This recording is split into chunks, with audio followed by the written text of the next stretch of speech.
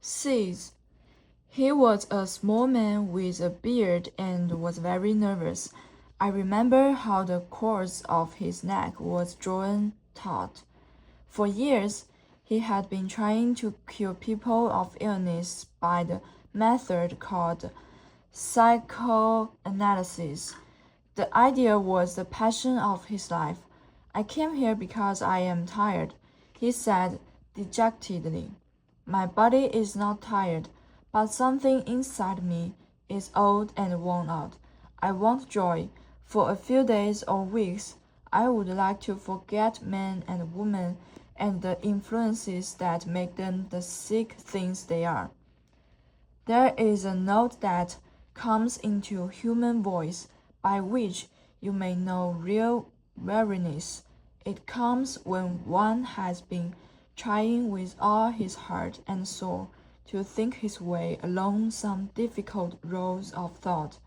Of a sudden, he finds himself unable to go on. Something within him stops. A tiny explosion takes place. He bursts into words and talks, perhaps foolishly. Little side currents of his nature he didn't know were there run out and get themselves expressed. It is at such times that a man boasts, using big words, makes a fool of himself in general. So, it was the doctor became shrill.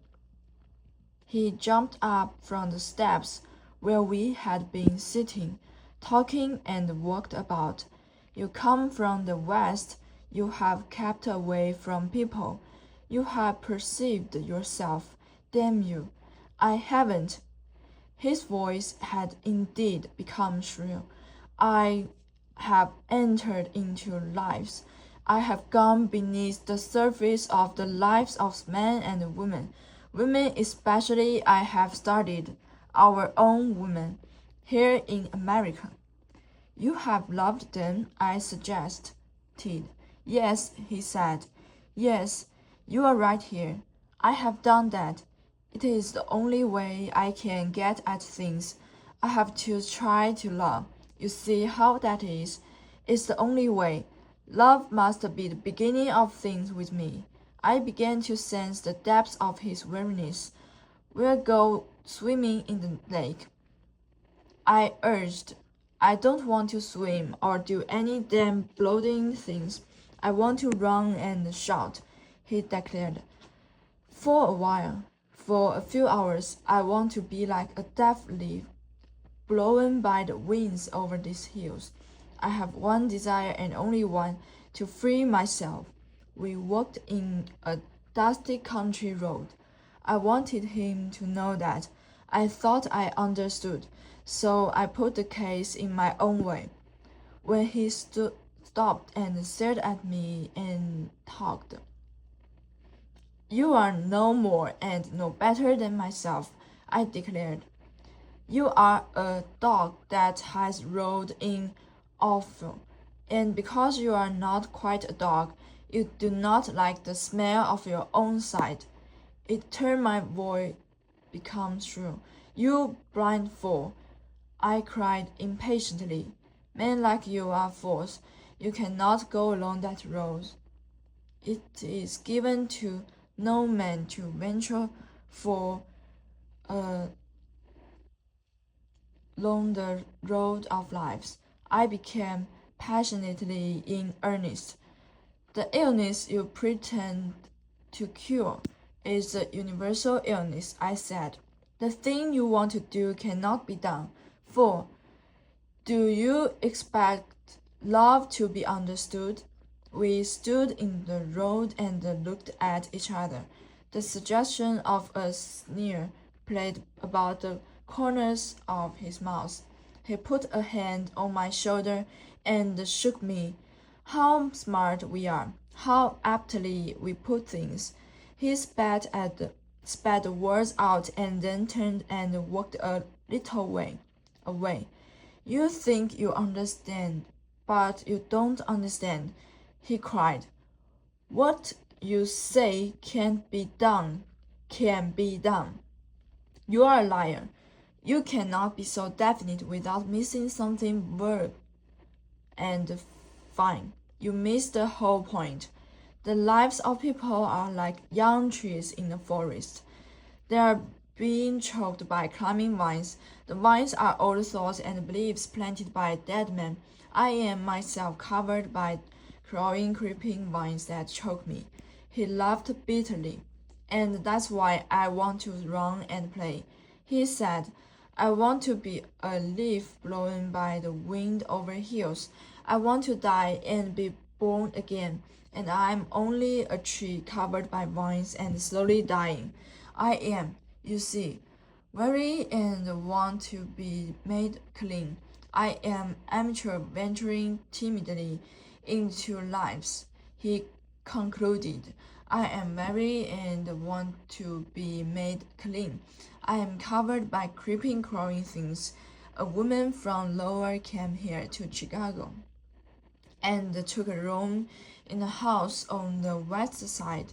She was about 27 years old, and ostensibly she came to the city to study advanced methods for teaching music. A certain young man also lived in the west side house. His room faced a long hall on the second floor of the house, and the one taken by the woman was across the hall, facing his room. In regard to the young man, there is something very sweet in his nature. He is a painter, but I have often wished he could decide to become a writer. He tells things about understanding, and he does not paint brilliantly. And so, the woman from Lower lived in the West Side house and came home from the city in the evening. She looked like 1,000 over other women one sees in the streets every day. The only thing that at all made her stand out among the women in the crowds was that she was a little lame. Her right foot was slightly deformed, and she walked with a limp. For 3 months, she lived in the house, where she was the only woman except the landlady, and then a feeling in regard to her began to grow up among the men of the house. The men all said the same thing concerning her. When they met in the hallway at the front of the house, they stopped, laughed, and whispered, "She wants a lover." They said and winked. She may not know it, but a lover is what she needs. One knowing Chicago and Chicago men would think that an easy one to be satisfied. I laughed when my friend, whose name is Leroy, told me the story. But he did not laugh. He shook his head. It wasn't so easy, he said. There would be no story would matter that simple. Leroy tried to explain. Whenever a man approached her, she became alarmed. He said. Men kept smiling and speaking to her. They invited her to dinner and to the theater, but nothing would induce her to walk in the streets with a man. She never went to the street at night. When a man stopped and tried to talk with her in the hallway, she turned her eyes to the floor and then ran into her room. Once a young dry goods clerk who lived there induced her to sit with him on the steps before the house. He was a sentimental fellow and took hold of her hand. When she began to cry, he was alarmed and arose. He put a hand on her shoulder and tried to explain, but under the touch of her fingers, her whole body shook with terror. "Don't touch me," she cried. "Don't let your hands touch me." She began to scream, and people passing in the street stopped to listen. The dry goods clerk was alarmed and ran upstairs to his own room. He bolted the room and stood listening.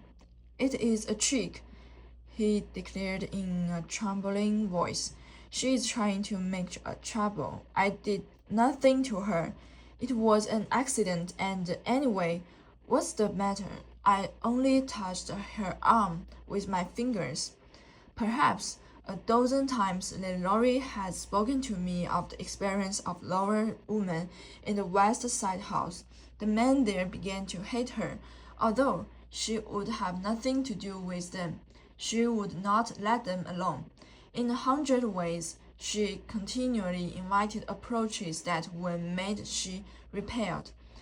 When she stood naked in the bathroom facing the hallway where the men passed up and down, she left the door slightly ajar. There was a couch in the living room downstairs, and when men were present, she would sometimes enter and without saying a word, throw herself down before them. On the couch, she lay with lips drawn slightly apart. Her eyes stared at the ceiling. Her whole physical being seemed to be waiting for something. The sense of her filled in the room. The men standing about pretended to not to see. They talked loudly. Embarrassment took possession of them, and one by one they crept quietly away. One evening, the woman was ordered to leave the house. Someone, perhaps the dry goods clerk, had talked to the landlady, and she acted at once. If you leave tonight, I shall like it that much better, Laurie heard the elder woman's voice saying. She stood in the hallway before lower woman's room. The landlady's voice rang through the house. Laurie, the painter, is tall and lean, and his wife has been spent in the devotion to ideas. The passions of his brain have consumed, and the passions of his body. His income is small, and he has not married. Perhaps he has never had a sweetheart. He is not without physical desire, but he is not primarily concerned with desire.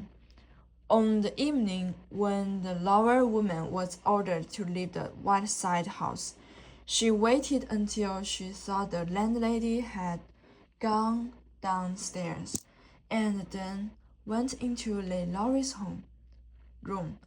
It was about 8 o'clock, and he sat by a window reading a book. The woman did not knock but opened the door. She said nothing but ran across the floor and knelt at his feet. Laurie said that her twisted foot made her run like a wounded bird, that her eyes were burning, and that her breath came in little gasps. Take me, she said, putting her face down upon his knees and trembling violently. Take me quickly. There must be a beginning to things. I can't stand waiting. You must take me at once. You may be quite sure Laurie was perplexed by all this. From what he had said, I gathered that until that evening he had hardly noticed the woman. I suppose that of all the men in the house, he had been the most indifferent to her. In the room something happened. The landlady followed the woman. When she ran to Laurie, the two women confronted him. The woman from lower knelt, trembling and frightened at his feet. The landlady was indignant. Laurie acted on impulse. An inspiration came to him. Putting his hand on the kneeling woman's shoulder, and she shook her violently. Now, behave yourself, he said quickly. I will keep my promise. He turned to the landlady and smiled. We have been engaged to be married, he said. We have quarreled. She came here to be near to me. She has been unwell and excited. I will take her away. Please do not. Let yourself be annoyed. I will take her away. When the woman and Lalaurie got out of the house, she stopped weeping and put her hands into his. Her fears had all gone away. He found a room for her in another house and then went with her in a park and sat on a bench. Everything Lalaurie has told me concerning this woman strengthens my belief in what I said to the man that day in the mountains. You cannot venture along the roads of lives. On the bench, he and the woman talked until midnight, and he saw and talked with her many times later. Nothing came of it. She went back, I suppose, to her place in the West, in the place from which she had come the woman, and had been a teacher of music. She was one of 4 sisters, all engaged in the same sort of work, and Lalaurie says, all quite capable women. Their father had died, and then, when the eldest girl was not yet 10, and 5 years later the mother died also. The girls had a house and a garden. In the nature of things, I cannot know what the lives of women were like, but of this one may be quite certain. They talked only of women's affairs, thought only of women's affairs. No one of them ever had a lover. For years, no man came near the house. Of them, only the youngest, the one who came to Chicago, was invisibly affected by the utterly feminine quality of their lives. It did something to her. All day and every day, she taught music to young girls and then went home to the woman. When she was 25 and she began to think and to dream of men, during the day and through the evening, she talked with women of women's affairs, and all the time she wanted desperately to be loved by a man. She went to Chicago with the hope that in mind. Lalaurie explained her attitude in the matter and her strange behavior in the street West Side house by saying she had thought too much and acted too little. The life force within her became decentralized. He declared what she wanted she could not achieve. The living force within could not find expression. When it couldn't get expressed in one way, it took another. Sex spread itself out over her body. It permeated the very fiber of her being. At the last, she was sex personified. Sex became condensed and impersonal. Certain words, the touch of man's hand, sometimes even the sight of a man passing in the street, did something to her. Yesterday, I saw Lalaurie and he talked to me again of the woman and her strange and terrible face. We walked in the park by the lake. As we went along, the figure of the woman kept coming to my mind. An idea came to me. You might have been her lover, I said. That was possible. She was not afraid of you. Lalaurie stopped, like the doctor who was so sure of his ability to walk into lives. He grew angry and scolded. For a moment, his stared at me, and then a rather odd thing happened. Words said by the other man in the dusty road in the wheels came to Lalaurie's lips, and words said over again. The suggestion of a sneer played about the corners of his mouth. How smart we are! How aptly we put things, he said. The voice of the young man who walked with me in the park by the lake in the city became shrill. I sensed the weariness in him. Then he laughed and said quietly and softly, "It isn't so simple. By being sure of yourself, you are in danger of losing all the romance of life. You miss the whole point. Nothing in life can be settled so definitely. The woman, you see, was like a young tree choked by a climbing vine. The thing that wrapped her about and shut out the light. She was a Grotsky, as many trees in the forest as Krotsky. Her problem was such a difficult one that thinking of it has changed the whole current of my life. At first, I was like you. I was quite sure. I thought I would be her lover and settle the matter." Then Laurie turned and walked a little way. Then he came back and took hold of my arm. A passionate earnestness took possession of him. His voice trembled. "She needed a lover. Yes, the men in the house were quite right about that," he said.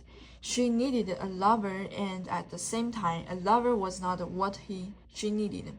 The need of a lover was, after all, a quite secondary thing. She needed to be loved, to be long and quietly and patiently loved. To be sure, she is a Grotsky, but then all the people in the world are Grotsky. We all needed to be loved. What would cure her would cure the rest of us also. The disease she has is, you see, universal. We all want to be loved, and the world has no plan for creating our lovers." Then Laurie's voice dropped and he walked beside me in silence. We turned away from the lake and walked under trees. I looked closely at him. The cords of his neck were drawn taut. "I have seen under the shell of life, and I'm afraid."